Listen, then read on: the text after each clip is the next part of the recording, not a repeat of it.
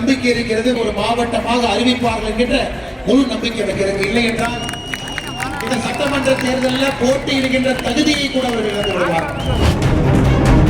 நம்முடைய போராட்டம் என்பது ஆளும் கட்சியை திராவிட முன்னேற்ற கழகத்தை எதிர்த்து இருந்தாலும் கூட நம்முடைய போராட்டம் எல்லா அரசியல் கட்சிக்கும் கூட ஒரு கவன ஈர்ப்பு போராட்டமாக நடத்தி கொண்டிருக்கின்றோம்.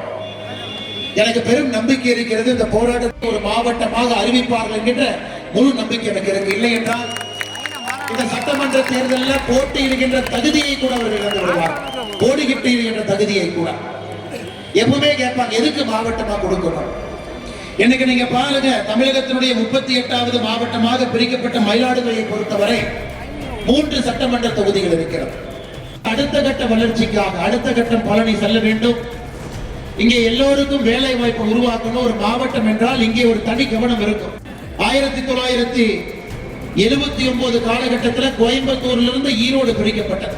அன்னைக்கு ஈரோடு பிரிச்சாங்க. ஈரோட்டுக்கு அன்னைக்கு ஒரு தனி அடையாளம் வந்துருச்சு. மஞ்சள் மாநகரம், அதிகப்படியான விவசாயிகள் செய்ய இருக்கக்கூடிய இடம், சிறு குறு தொழிலாளர்கள் இருக்கக்கூடிய இடம். அன்னைக்கு ஈரோட்டுக்கு ஒரு மகத்துவம் இருந்தது. 2009 கோயம்புத்தூர்ல இருந்து திருப்பூரை பிரிச்சு